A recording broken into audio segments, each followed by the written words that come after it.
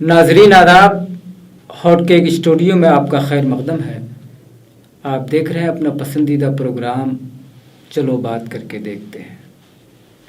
میں ہوں حقانی القاسمی اور میرے ساتھ ہیں بہت ہی خاص مہمان صالحہ صدیقی صاحبہ، جنہوں نے افسانے بھی لکھے ہیں، ڈرامے بھی لکھے ہیں، تنقیدی مضامین بھی لکھتی رہی ہیں اور ان کی کئی کتابیں شائع ہو چکی ہیں، جن میں ایک اہم کتاب ہے اردو ادب میں تانیثیت کی مختلف جہتیں،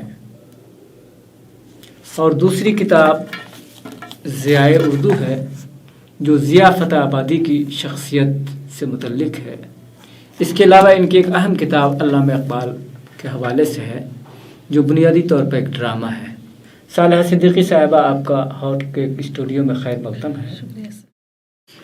آج جب کہ ینگ انڈیا کی بات چل رہی ہے تو ینگ انڈیا کے ٹیلنٹ، کریٹیویٹی اور کریٹیکل انسائٹ کے حوالے سے گفتگو بہت ضروری ہو جاتی ہے، چونکہ یہ وہ نئی نسل ہے جس پر ہمارے ادب کے مستقبل کا انحصار ہے۔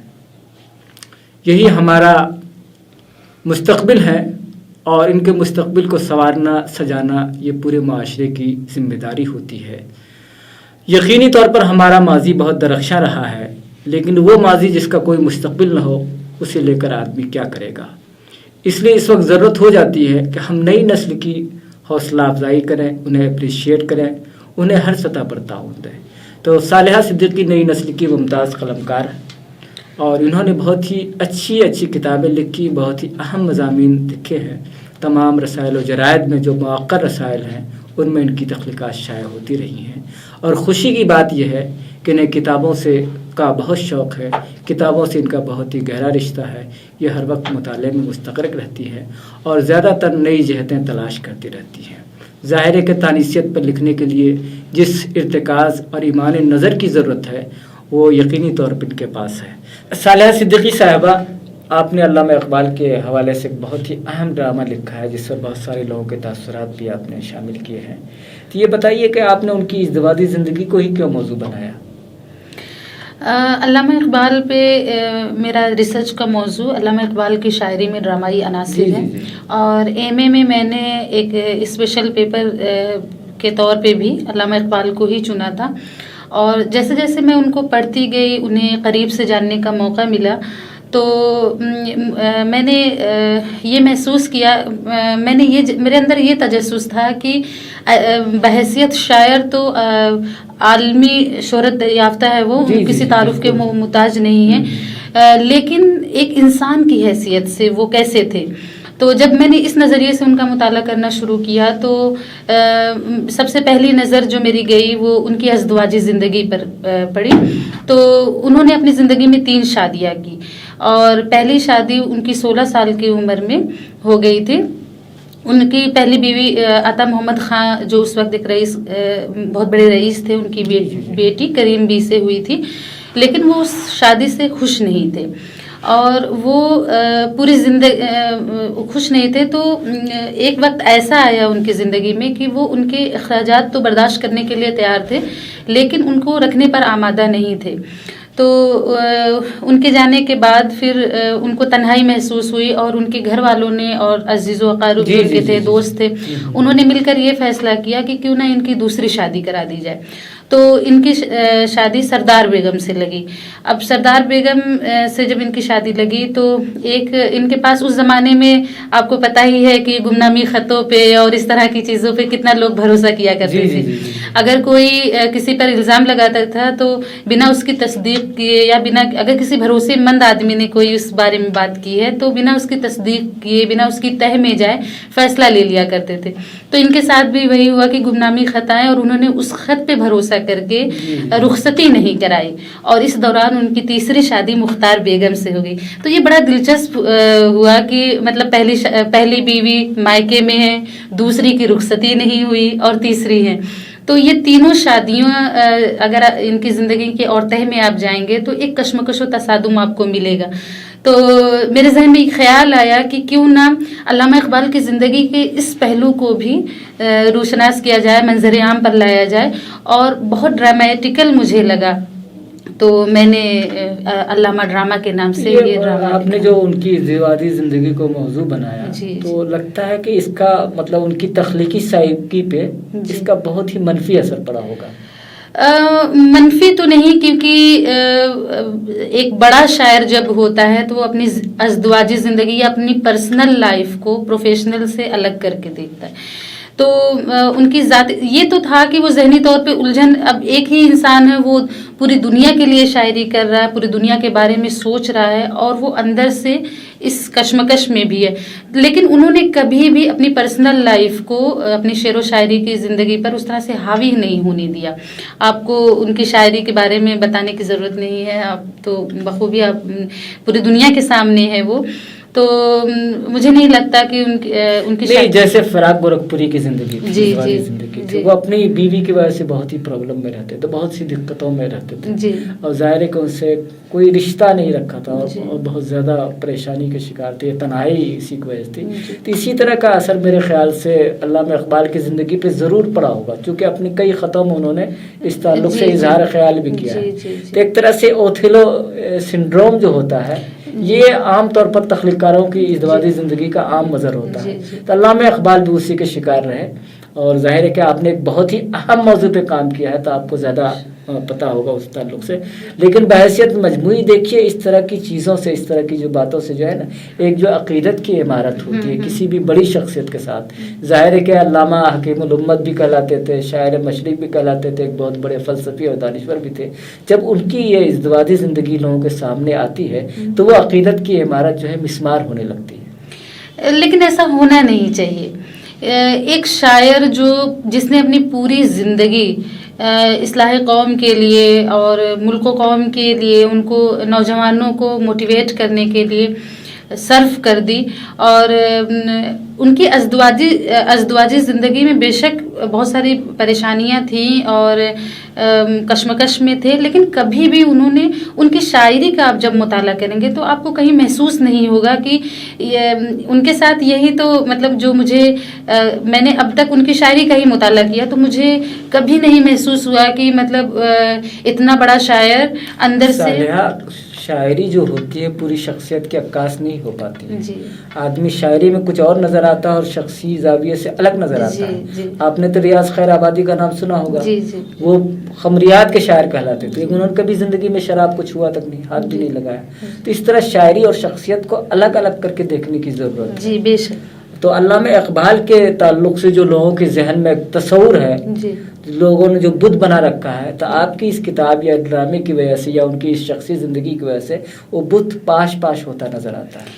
میرا مقصد ان کی زندگی کے اس رنگ کو بھی، کہ وہ اپنی، کیونکہ لوگ ان کی شاعری میں ہی اتنے الجھے ہوئے ہیں کہ دوسری نکات کی طرف توجہ نہیں دے پاتے. تو میرا مقصد یہ تھا کہ ان کی اس زندگی کے اس رخ کو بھی لوگ دیکھیں، اور اس کو ڈرامے کے فارم میں کرنا اور تو ایک بہت مشکل کام رہا میرے لیے. لیکن میرا مقصد یہی تھا کہ آپ شاعری ہی نہیں پڑھیں، تھوڑا سا ان کی زندگی میں بھی جھانک کے دیکھیں کہ یہ آپ کا ڈرامہ کہیں اسٹیج بھی ہوا ہے. جی، ایک بار الہ آباد میں ہو چکا ہے اسٹیج، اور انشاءاللہ آئندہ بھی اس کو اسٹیج. تو آپ نے اس ڈرامے کے علاوہ بھی کچھ اور ڈرامے لکھے ہیں؟ جی، ابھی ایک ارادہ ہے میرا، ایک اور شخصی ڈرامہ لکھنے زیر طبع ہے، وہ انشاءاللہ جلد ہی وہ بھی منظر عام پر آئے گا، اور اس کے علاوہ دوسری چیزیں بھی، کہانیاں. اچھا صالح، یہ بتائیں، آپ تو یونیورسٹی سے وابستہ رہی ہیں. جی. اور جامعات کے اندر ایک الگ نظام ہوتا ہے، تدریسی، تحقیقی، تنقیدی نظام. تو اس طرح جو آج کے جامعات جو ہیں، وہاں تحقیق میں زوال کی صورتیں کیوں پیدا ہو رہی ہیں؟ سر، یہ سوال بہت بڑا ہے، اور اس میں بہت ساری باتیں، بہت سارے مسائل ہیں.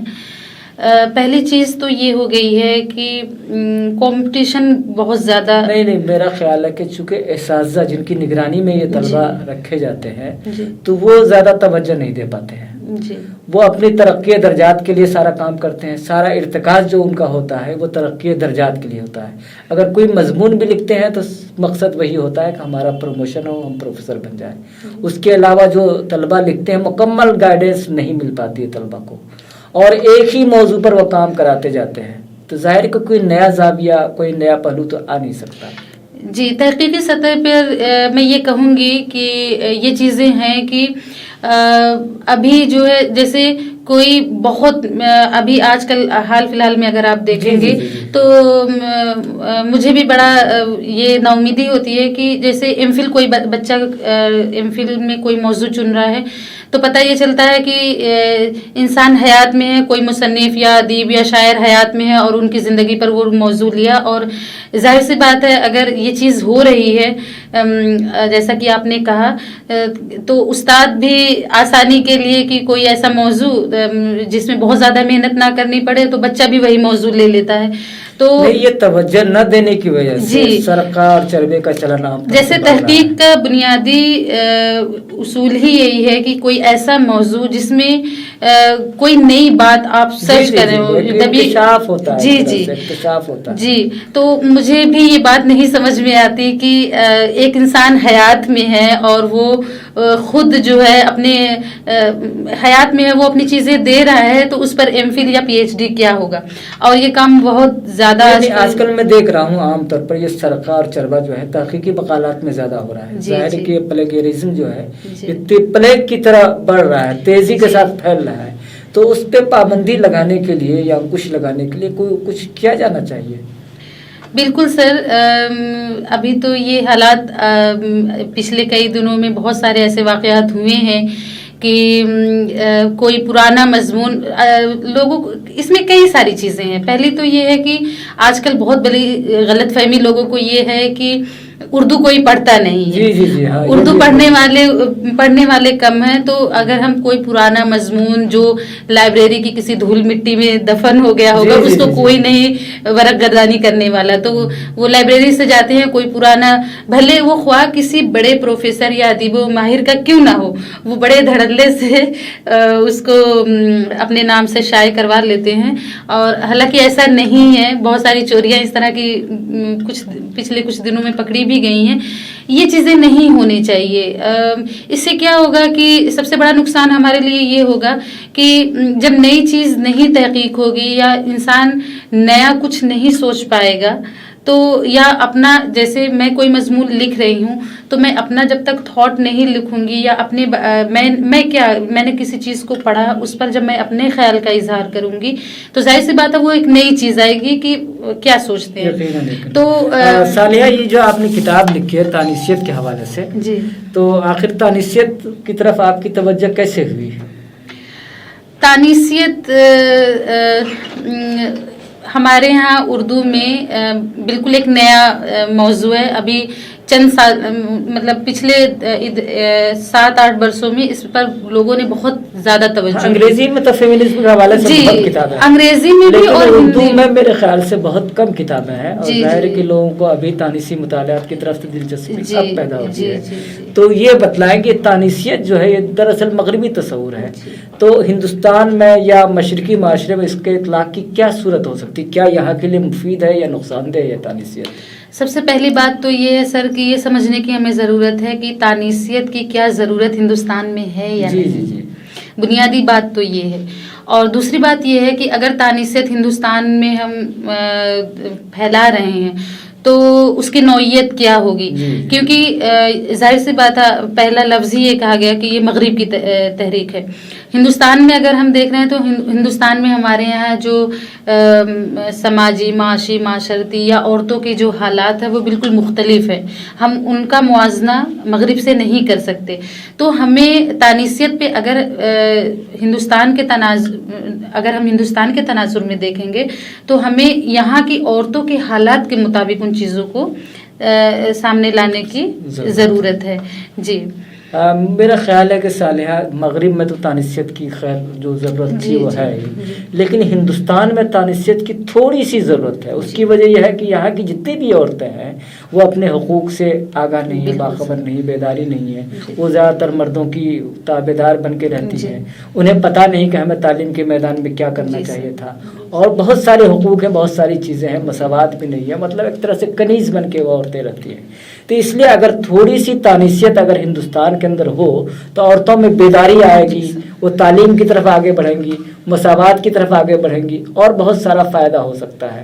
خاص طور پر جب آج امپاورمنٹ کی بات ہو رہی ہے، خواتین کے امپاورمنٹ کی، تو اس میں تانیثیت جو ہے تھوڑی سی مدد کر سکتی ہے.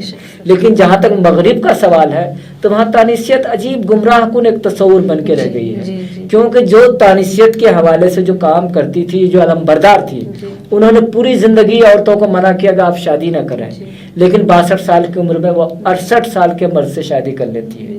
تو ایک طرح سے انہوں نے گمراہ کیا پورے نسائی معاشرے کو تانیثیت کے حوالے سے.